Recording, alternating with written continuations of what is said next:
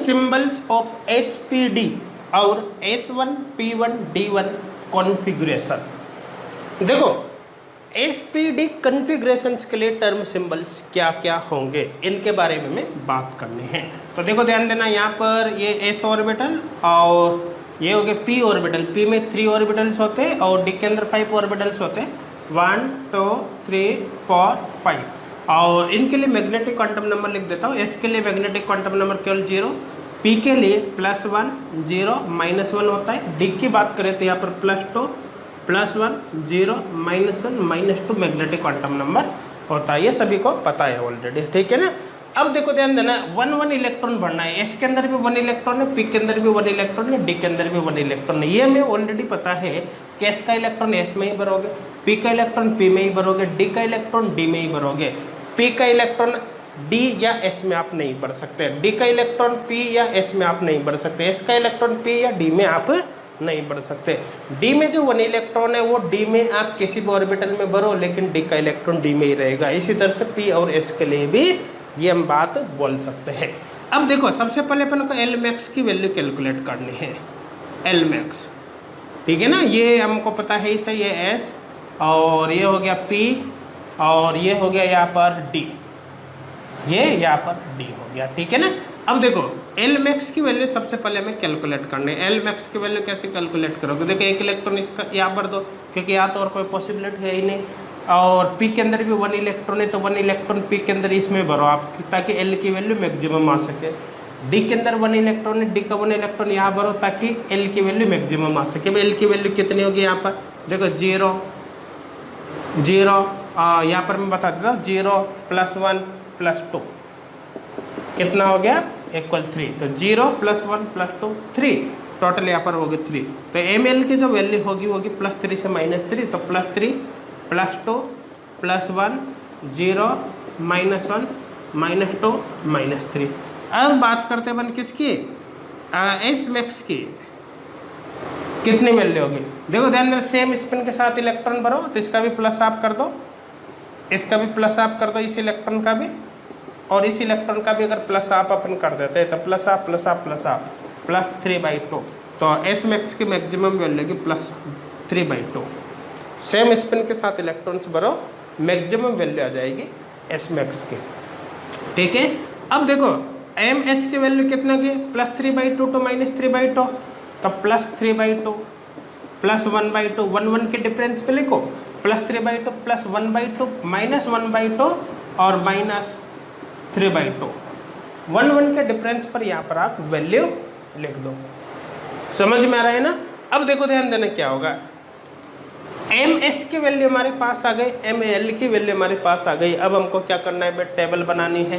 तो चलो टेबल बना लेते हैं। यहाँ पर हो गया +3/2 +1/2 +1/2 -1/2 और -3/2। ML की वैल्यू केवल मैं +3 से 0 तक ही लिख दूँ। तो देखो +3 +2 +1 0, यहाँ तक आप इसको लिख दो। और अब टेबल को हम क्या कर लेते हैं? कंप्लीट कर लेते हैं, टेबल को कंप्लीट कर लेते हैं, ठीक है ना। देखो टेबल बनाना आ जाना चाहिए, टेबल बनाना आना चाहिए, x कैसे भरते हैं वो आपको आना चाहिए, x को कैसे काटते हैं वो आपको आना चाहिए। बस इतना आ गया तो उसके बाद फिर कुछ भी नहीं बचता, क्वेश्चन आप बहुत आसानी से सॉल्व कर सकते हो। ये भी हम देखेंगे कि एग्जाम में यहाँ से किस किस टाइप के क्वेश्चन आए, उनको आपको कैसे सॉल्व करना है, सब कुछ अपन देखेंगे। आपके सारे कॉन्सेप्ट कुल मिलाकर क्लियर होने चाहिए, क्वेश्चन इजीली सॉल्व हो जाएंगे। देखो MS ML ML MS हो गए टेबल। अब इसमें x भरना है आपको। देखो x भरना है तो कैसे भरोगे? सबसे पहले L की वैल्यू आपको 3 करनी है। तो ये तो इलेक्ट्रॉन कहीं जा ही नहीं सकता क्योंकि एक ही ऑर्बिटल है भाई। S में केवल एक इलेक्ट्रॉन बढ़ना है, ऑर्बिटल एक है, तो इसके इलेक्ट्रॉन तो आप छेड़ ही नहीं सकते, कहीं नहीं जाएगा। इसका इलेक्ट्रॉन आप कहीं पर भी बढ़ सकते हो, इसका इलेक्ट्रॉन भी आप इनमें से कहीं पर भी बढ़ सकते हो। लेकिन अभी L की वैल्यू 3 करनी है, तो L की वैल्यू 3 कब होगी? जब एक इलेक्ट्रॉन इसमें भरोगे और इसका इलेक्ट्रॉन आप इसमें भरोगे। तो देखो L की वैल्यू 3 हो जाएगी, 0 +1 +2 3 हो जाएगी, 0 +1 +2 3 हो जाएगी। तो इलेक्ट्रॉन यहाँ पर आ गया। अब 3 इलेक्ट्रॉन्स की आप स्पिन कैसे चेंज कर सकते हो? देखो जो 3 इलेक्ट्रॉन्स यहाँ पर हैं, 3 इलेक्ट्रॉन्स को आप सेम स्पिन के साथ बढ़ सकते हैं, एक तो पॉसिबिलिटी ये हुई। अगर 3 इलेक्ट्रॉन्स को आप सेम स्पिन के साथ बढ़ते हो तो प्लस आप प्लस आप प्लस आप, तो यहाँ पर प्लस 3/2 होगा। प्लस कितना होगा मैं थोड़ा सा इधर लिख देता हूँ, यहाँ से बता देता हूँ आपको, plus half plus half plus half, तो यहाँ पर होगा प्लस 3/2 और एक की पॉसिबिलिटी प्लस 3/2 के लिए हो गया ना, तो यहाँ पर केवल एक एक्स आएगा। तो कुल मिलाकर जब आप इलेक्ट्रॉन्स को सेम स्पिन के साथ बढ़ते हो तो प्लस आपके साथ, तो यहाँ पर जो वैल्यू होगी वो होगी प्लस 3/2, तो इसका मतलब प्लस 3/2 के नीचे केवल एक एक्स यहाँ पर आएगा।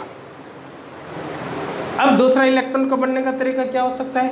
दूसरा आप प्लस हाफ करो, प्लस हाफ करने के लिए क्या करोगे, प्लस हाफ माइनस हाफ कर दो, तो देखो प्लस हाफ माइनस हाफ ऐसा करते हो तो यहाँ पर -3/2 आएगा, सॉरी प्लस 3/2 हो गया ना, plus half minus half, plus half minus half कितना हो जाएगा, प्लस 1/2 प्लस 1/2 हो गया ना, इसका प्लस हाफ हो गया, इसका भी प्लस हाफ हो गया, इसका माइनस हाफ हो गया, जोड़ोगे तो कितना आ जाएगा प्लस हाफ, तो ये हो गया।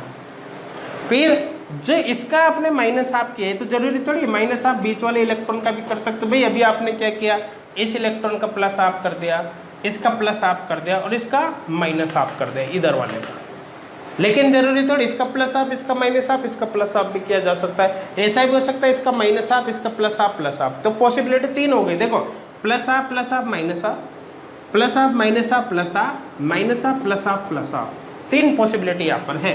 तो माइनस हाफ इसको भी किया जा सकता था, माइनस हाफ इसको भी किया जा सकता था, दो पॉसिबिलिटी और हो गई, plus half minus half plus half, minus half plus half, 3 possibility. इसके लिए भी प्लस हाफ हो गया, इसके लिए भी प्लस हाफ हो गया। तो प्लस हाफ वाले कितने केस बने, 1 2 3, इसलिए यहाँ पर 3x आएंगे। यहाँ पर कितने x आएंगे, 3x, तो प्लस हाफ के केस में 3x आएगा, x x x। समझ में आ गया होगा, कोई डाउट है क्या? नहीं है। अब बात करते हैं, देखो अब आपको s की वैल्यू माइनस हाफ करनी है। देखो s की वैल्यू माइनस हाफ करने के लिए क्या कर सकते हो, देखो ध्यान देना, s की वैल्यू माइनस हाफ करने के लिए क्या किया जा सकता है, यहाँ पर बता रहा हूँ मैं। देखो प्लस हाफ माइनस हाफ, 2 को माइनस हाफ कर दो, 1 को प्लस हाफ कर दो, तो प्लस हाफ माइनस हाफ, तो यहाँ पर अपने आप ही माइनस हाफ वैल्यू आएगी नहीं आएगी, आएगी ना। अब यहाँ पर plus half minus half, plus half इसको रखा तो प्लस हाफ बीच वाली को भी रख सकते हो, प्लस हाफ इसको भी रख सकते हो। तो और पॉसिबिलिटी क्या हुई, देखो तो यहाँ पर हो गया जैसे minus half plus half minus half, minus half plus half, तो इसके लिए भी माइनस हाफ, इसके लिए भी माइनस हाफ, तो यहाँ पर भी कितने 3 केस बन गए, 3 केस बन गए, तो 3x यहाँ पर आएगा, x x x, 3x यहाँ पर आएगा। समझ में आ रहा है नहीं आ रहा?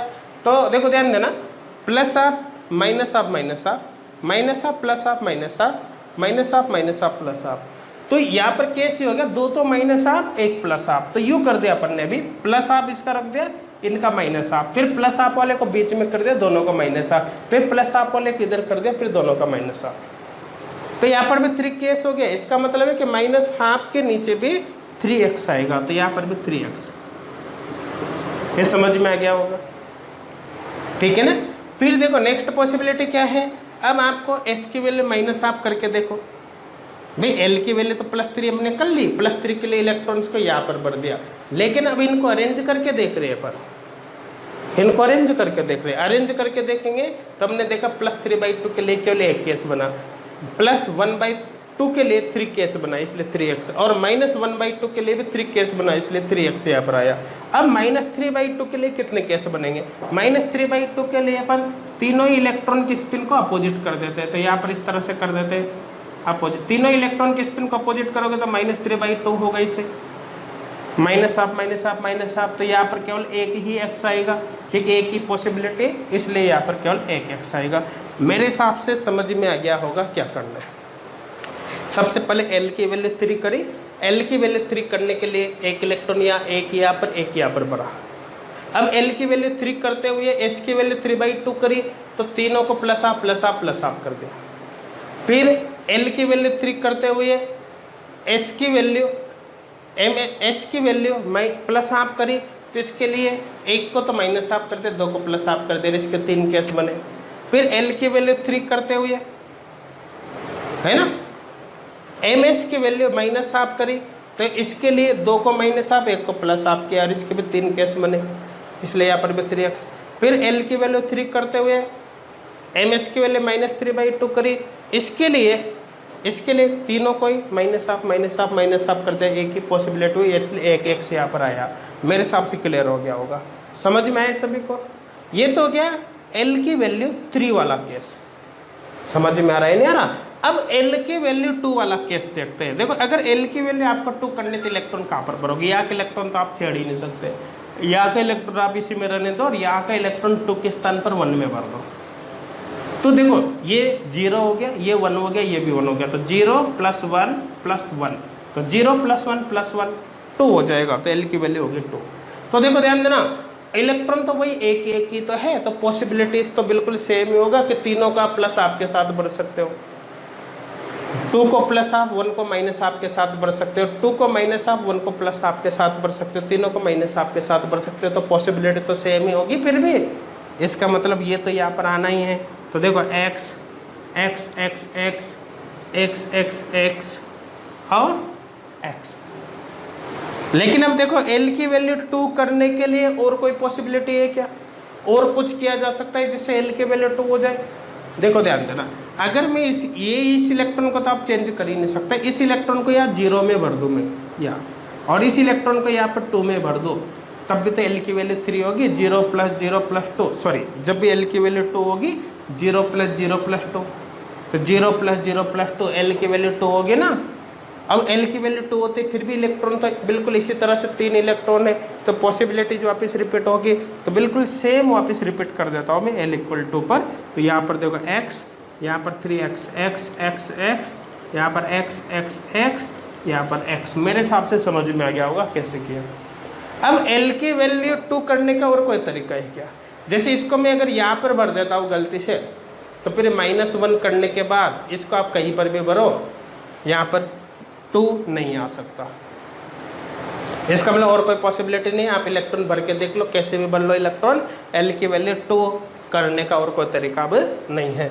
अब l की वैल्यू 1 करनी है, l की वैल्यू 1 करने का क्या तरीका होगा, इसको तो 0 में रखना ही है। l की वैल्यू 1 करने का, इसको यहाँ भर दो 1, इसको 0 में भर दो,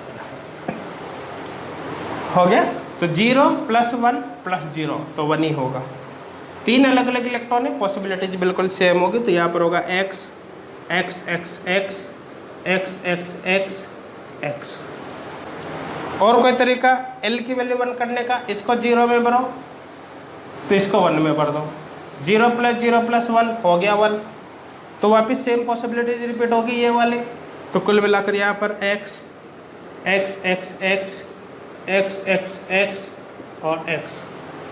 l की वैल्यू 1 करने का और कोई तरीका, इसको यहाँ भर दो -1 में, इसको यहाँ भर दो 2 में। तो देखो 0 -1 + 2, जोड़ो आप इनको, 0 -1 + 2 1 होगा नहीं होगा, होगा, तो ऐसे भी बढ़ सकते हैं। कुल मिलाकर ऐसा भरने पर वापस सेम पॉसिबिलिटीज रिपीट होगी। यहाँ पर फिर आएगा x x x x x x x x, ये हो गया। l की वैल्यू 1 करने का और कोई तरीका है कि इसके अलावा, आप अभी देखो यहाँ आ गया, ये आ गया, ये आ गया, इसमें और कई जगह इलेक्ट्रॉन भर ही नहीं सकते, इसका मतलब l की वैल्यू 1 करने का कोई तरीका नहीं है। अब l की वैल्यू 0 करने, l की वैल्यू 0 करने का और क्या तरीका हो सकता है, देखो l की वैल्यू 0 करने, इस इलेक्ट्रॉन को यहाँ भर दो, इसको यहाँ भर दो, चलो काउंट करो, 0 + 1 -1 +1 -1 0 हो गया, और +0 0 हो गया, तो 0 + 1 -1 0। देखो इलेक्ट्रॉन ऐसे ही भरा है, पॉसिबिलिटीज रिपीट होगी, तो x x x x x x x x हो गया। फिर इसको यहाँ 0 में भरो, इसको भी 0 में भर दो, तो 0 + 0 + 0, समझ में आ रहा है। इसका मतलब सेम पॉसिबिलिटी रिपीट होगी, x x x x x x x x, ठीक है। फिर इसको -1 में भर दो, इसको +1 में भर दो, तो देखो 0 -1 + 1 हो गया 0, तो कुल मिलाकर फिर रिपीट होगा x x x x x x x और x, यहाँ पर ये हो गया। अब l की वैल्यू 0 करने का इसके अलावा और कोई तरीका हो सकता है क्या? क्योंकि इसमें तो तीनों जगह पर अपन भर के देख चुके हैं, इसका मतलब और कोई तरीका नहीं होगा। समझ में आ रहा है? ये अपने पास टेबल कंप्लीट हो गई। अब यहाँ पर अपन को देखनी टर्म्स कौन कौन से बनेगी। तो ये तो सब कुछ क्लियर हो ही गया होगा भाई। इसको कैसे भरा समझ में नहीं आया हो, किसी को कोई डाउट हो तो एक बार दोबारा प्ले कर लेना वीडियो को, सब कुछ क्लियर हो जाएगा। हमेशा मैं आपको बार बार बोल रहा हूँ, सबसे पहले वीडियो को पॉज करो, खुद से ट्राई करो, फिर खुद ट्राई करने के बाद टर्म सिंबल निकालने के बाद फिर आप मैच करो आपने कहाँ पर गलती की है, ठीक है ना? जो टर्म सिंबल आपने निकाले वो सही निकाले या नहीं निकाले, अगर इस तरह से करोगे तो प्रैक्टिस, बहुत ही अच्छी प्रैक्टिस आपकी हो जाएगी। चलो अब टेबल बन गए, अब x को काटने का काम करते हैं। देखो यहाँ पर 3 आ रहा है तो 0 1 2 3 0 1 2 3 SPDF, यहाँ पर टर्म होगी f। ठीक है, काटो इसको 1 2 3 4, तो यहाँ पर होगा भाई 4f। ऊपर काटा है, यू काटा है तो ये भी काटो। तो देखो ये इसमें यहाँ पर काटा है तो यहाँ पर काटो, यहाँ पर काटा है तो यहाँ पर भी काटो। क्या इसमें x खत्म हो गए? खत्म नहीं हुए है ना अभी है, तो फिर वापस यहाँ पर f लो। देखो एक बार में एक बॉक्स के अंदर एक से ज़्यादा x कभी भी नहीं काटना। एक बार में एक बॉक्स के अंदर एक से ज़्यादा x कभी भी नहीं काटना।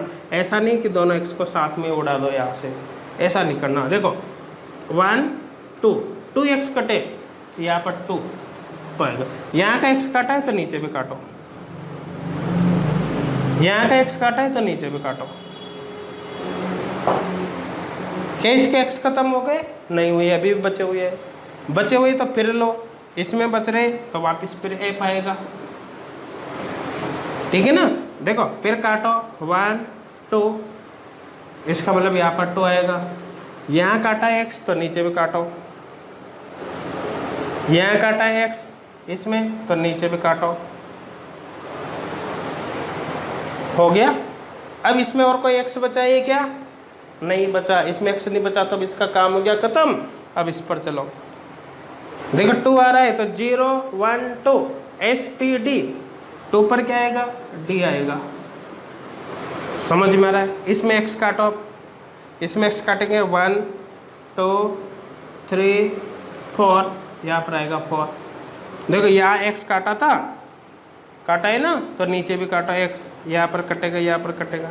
इसमें x काटा है तो नीचे भी काटो, यहाँ पर कटेगा, यहाँ पर कटेगा। इसमें भी x काटा है तो नीचे भी काटो, यहाँ पर कटेगा, यहाँ पर भी कटेगा। इसमें x काटा है तो नीचे भी काटो, यहाँ पर कटेगा, यहाँ पर कटेगा। क्या इसके x हो गए खत्म? इसके x खत्म नहीं, बच रहे ना अभी। तो इसका मतलब फिर 2 के लिए यहाँ पर वापस D लो, ये ठीक है ना? अब x काटो, एक बार में एक बॉक्स में एक से ज़्यादा x नहीं काटना, तो 1 2 हो गया ना, तो यहाँ पर 2D। इसमें x काटा है तो नीचे भी काटो, इसमें x काटा है तो नीचे भी काटो। समझ में आ गया? क्या इसके x खत्म हो गए? नहीं हुए, अभी भी बच रहे। तो फिर वापस लो यहाँ पर D, देखो फिर काटो x को 1 2, तो यहाँ पर 2D। इसमें x काटा है तो नीचे भी काटो, इसमें x काटा है तो नीचे भी काटो। क्या इसमें और कोई x बच रहा है? इसमें और कोई x अब नहीं बच रहा। इसका हो गया काम खत्म। अब इसमें चलो 1 है 0 1 SP, तो टर्म कौन सी आएगी? यहाँ पर P टर्म आएगी। x काटे, चलो काटते हैं 1 2 3 4, यहाँ पर आएगा 4। समझ में? इसमें x काटा है नीचे भी काटो, इसमें x काटा है नीचे भी काटो, इसमें x काटा है नीचे भी काटो, इसमें x काटा है नीचे भी काटो। इसमें क्या x खत्म हो गए? नहीं हुए, बच रहे। तो फिर 1 के लिए P लो, यहाँ पर P, फिर काटा x 1 2, यहाँ पर होगा 2P।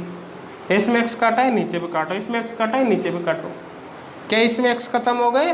नहीं हुए, बच रहा है भी, बच रहा है। तो फिर 1 के लिए यहाँ पर लो P, ठीक है ना? फिर x काटो 1 2, तो यहाँ पर होगा 2b। इसमें x काटा है, इसमें भी काटो, इसमें x काटा है, इसमें भी काटो। क्या इसमें और कोई x बच रहा है? इसमें और कोई x अब नहीं बच रहा। क्या इसमें कोई और x है? इसमें भी x नहीं है। कुल मिलाकर ये टर्म्स हमारे पास बन गए 4f2 f2f, 4d 2d 2d, 4p 2p 2p। ये यहाँ पर हमारे पास टर्म बन गए। अब अपन चाहे तो इनमें जे की वैल्यू कैलकुलेट कर सकते हैं, वो अपन को आती है, उसके बारे में अपन बार बार अब बात नहीं करेंगे, ठीक है ना। तो कुल मिलाकर SPD इलेक्ट्रॉनिक कॉन्फ़िगरेशन के लिए ये सब टर्म सिंबल्स होंगे। अब तो मेरे हिसाब से बहुत अच्छे से क्लियर हो गया होगा कि किस तरह से आप ये टेबल बनाओगे, किस तरह से x को काटोगे, किस तरह से फाइनली टर्म सिंबल्स आपके पास आएंगे। किसी को अब इसमें कोई डाउट नहीं होगा, समझ में आ रहा है? चलो करो इसको कंप्लीट नोट।